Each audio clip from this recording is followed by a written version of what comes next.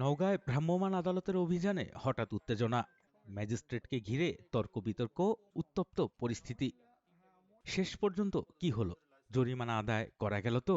আমাদের পৌরসভা trade licence হলে হয়ে গেল, আমরা করে ফেলব। নওগাঁ সদর উপজেলায় অবৈধভাবে পরিচালিত একটি পশুখাদ্য উৎপাদন মিলে অভিযান চালায় ভ্রাম্যমাণ আদালত।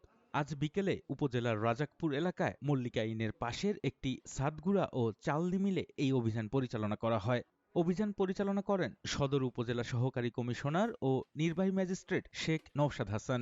আমরা একটা গোপন সংবাদের ভিত্তিতে আজকে এসেছি বেসিক্যালি এখানে।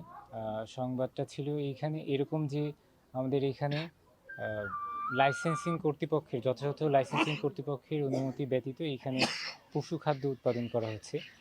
তো সেই অভিযোগের প্রেক্ষিতে আমরা আসি এবং আসার পরে আমরা ঘটনার সত্যতা পাই। আমরা সে অনুযায়ী দেখি যে আসলেই তাদের লাইসেন্স নেই। যে পদ্ধতিতে তাদের লাইসেন্স নেওয়ার কথা এই ধরনের কোনো উদ্যোগই তারা এখন পর্যন্ত নেয়নি। অভিযানের এক পর্যায়ে জরিমানা আরোপের ঠিক আগে হঠাৎ করে উত্তেজনাকর পরিস্থিতির সৃষ্টি হয়। মতিউর মতিন নামে এক ব্যক্তি নিজেকে গুড়া চালনি মালিক সমিতির উপদেষ্টা পরিচয় দিয়ে ম্যাজিস্ট্রেটের কাছে জরিমানা না করার অনুরোধ জানান। এ সময় সেখানে তর্ক বিতর্ক শুরু হয় এবং পরিস্থিতি কিছুটা উত্তপ্ত হয়ে ওঠে।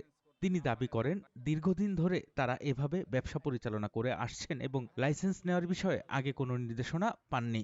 এমনকি বিষয়টি স্থানীয় সংসদ সদস্যের কাছে অভিযোগ করার কথাও উল্লেখ করেন তিনি।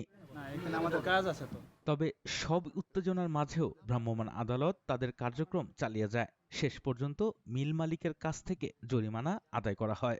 আমরা তাদেরকে সতর্কতাবশত একটা জরিমানা করি 15,000 টাকা।